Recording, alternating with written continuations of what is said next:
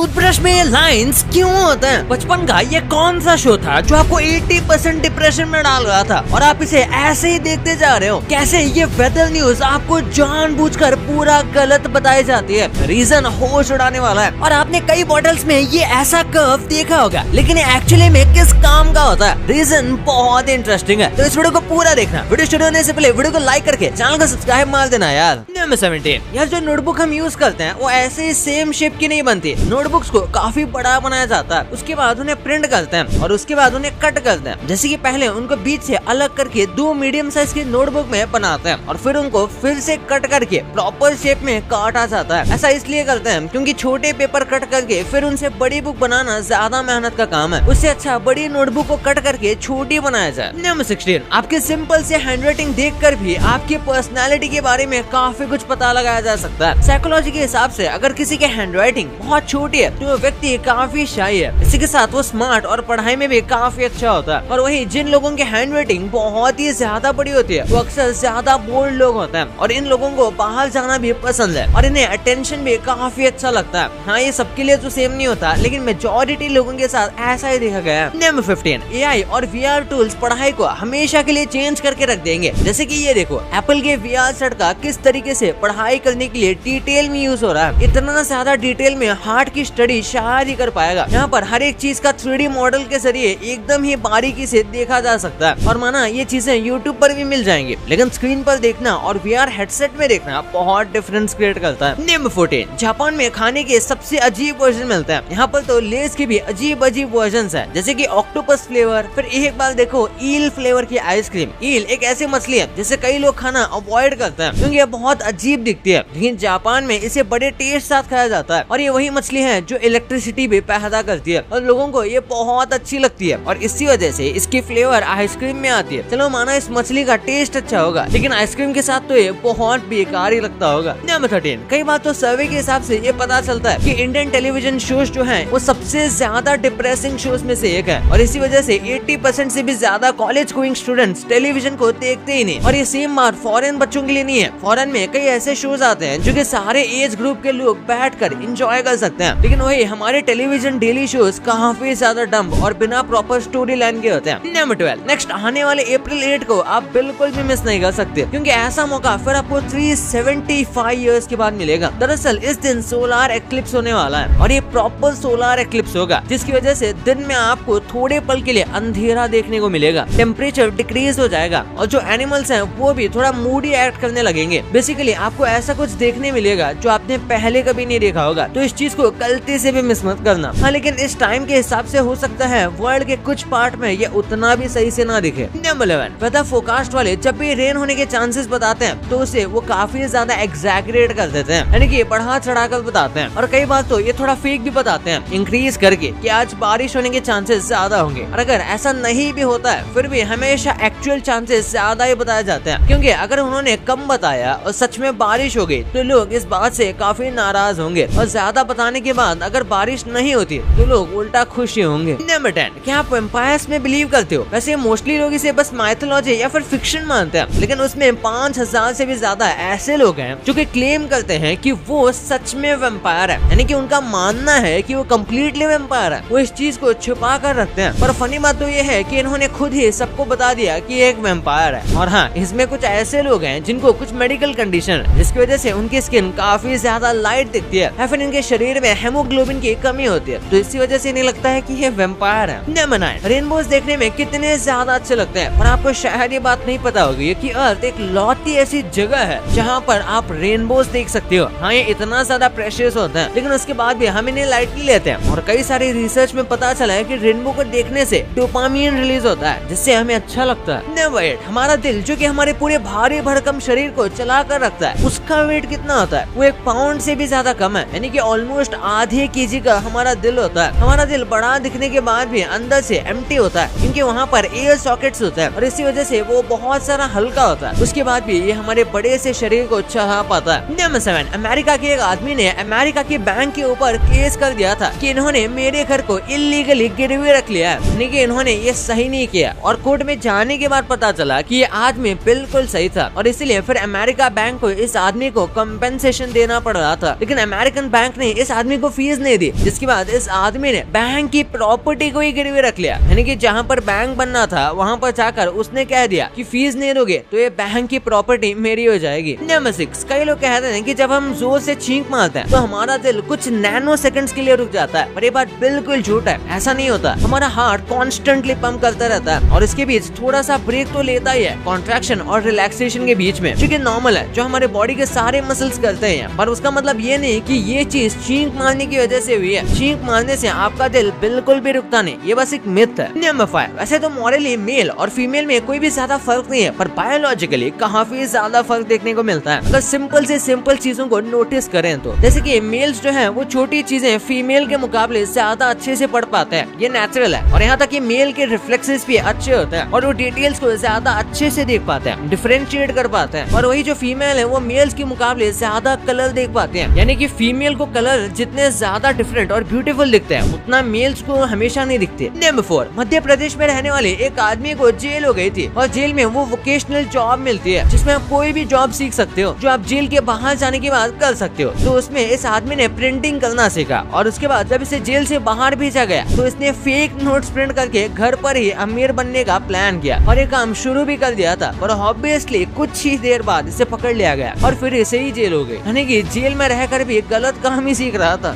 मतलब बाकी सब मछलियों से अलग शार्क्स के पास एयर ब्लैडर नहीं होते, जिसकी वजह से शार्क्स को कॉन्स्टेंटली तैरना पड़ता है सांस लेने के लिए। अगर वो स्विमिंग करना बंद कर देंगे तो वो सांस नहीं ले पाएंगे, यानी कि वो पानी में डूब के मर सकते हैं और इसलिए उन्हें कॉन्स्टेंटली अपने आप को फिगल करते रहना पड़ता है। हाँ, इसलिए उन्हें सोते हुए भी स्विम करना पड़ता है। नंबर 2, आपने देखा होगा कि कई सारे बॉटल में इस तरीके का एक कर्व दिया जाता है और ये बस डिजाइन नहीं है, इसका काम होता है। सबसे पहले जब बॉटल को फ्रिज में रखा जाता है तो कुछ बॉटल में वाटर कंटेंट ज्यादा होता है, ऐसे में वो फ्रीज होने पर एक्सपैंड हो जाते हैं। तो ऐसे में अगर ये कर्व नहीं दिया जाएगा तो एक्सपैंड होने पर बॉटल्स टूट सकती हैं और ये कर्व एक्चुअली में बॉटल को ज्यादा स्टेबल और मजबूत बनाता है। और इसके बाद एक काम ये भी है कि इसे हाथ में पकड़ना ज्यादा आसान हो जाता है। ये डिजाइन ग्रिप के लिए ज्यादा अच्छा होता है और इसे आप पकड़ के शेक भी कर सकते हो और ये आपके हाथ में नहीं गिरेगा क्योंकि इसका शेप ऐसा है। और उसके बाद एक आखिरी काम ये भी है कि आप इसे स्क्वीज कर सकते हो। अगर आप नोटिस करोगे तो इन बॉटल्स को स्क्वीज करना नॉर्मल बोतल के मुकाबले ज्यादा आसान होता है क्योंकि ये शेप उसे फ्लेक्सिबल बनाता है। नंबर 1, टूथब्रश के अंदर आपने ये वाली लाइन कई बार देखी होगी। कई लोगों को लगता है कि ये टंग को क्लीन करने के लिए बनाई जाती है, लेकिन ऐसा नहीं है। वो लाइंस इसके नीचे होते हैं या फिर टूथब्रश के पीछे होते हैं, ब्रिसल्स के ऑपोजिट में, पर इसका काम अलग है। दरअसल कई जगह पर छोटे बच्चों के टूथब्रश कई बार नहीं मिलते और कुछ जगह पर ये नॉर्मल से ज्यादा महंगे होते हैं। तो ऐसे में जो छोटी लाइंस होती है ये बनाई जाती है ताकि छोटे बच्चे भी टूथब्रश को पकड़ सकें। यूजुअली वो ऐसा नहीं कर पाते क्योंकि उनके हाथ काफी छोटे होते हैं और टूथब्रश नीचे से काफी मोटा होता है और ऊपर पतला होता है और इसलिए वहाँ पर ग्रिप दी जाती है ताकि बच्चे और अच्छे से पकड़ सके। और टूथब्रश की बात कर ही रहे हैं तो एक बार देख लो दुनिया के सबसे छोटे टूथब्रश को। ये बहुत ज्यादा क्यूट तो है पर उसी के साथ ये काम भी अच्छे से कर लेता है। उसे देखकर लगता होगा कि इतने अच्छे से वर्क नहीं करता होगा, पर ये एकदम अच्छे से ही वर्क करता है और ऑब्वियसली बड़े वाले टूथब्रश जितना एफिशिएंट नहीं है। भाई ये तो आपको पता चल गया, पर आप इन एनीमे या फिर कार्टून्स के डार्क एपिसोड्स को नहीं जानते थे। आप जो ये बचपन में खिलौने खेलते थे, ये कैसे चोरों को पुलिस से बचाते आ रहे थे और कैसे चाइना में बस आप बच्चे की तरह एक्टिंग करते हो तो आप करोड़पति बन जाओगे, लेकिन वो कैसे इस वीडियो में पता चलेगा। तो इस वीडियो को अभी दबा के देखो यार, और अभी तक चैनल को सब्सक्राइब नहीं किया तो कर देना क्योंकि आगे भी ऐसे ही मस्त कंटेंट आने वाला है। तो मिलते हैं अगले वीडियो में, तब तक के लिए बाय।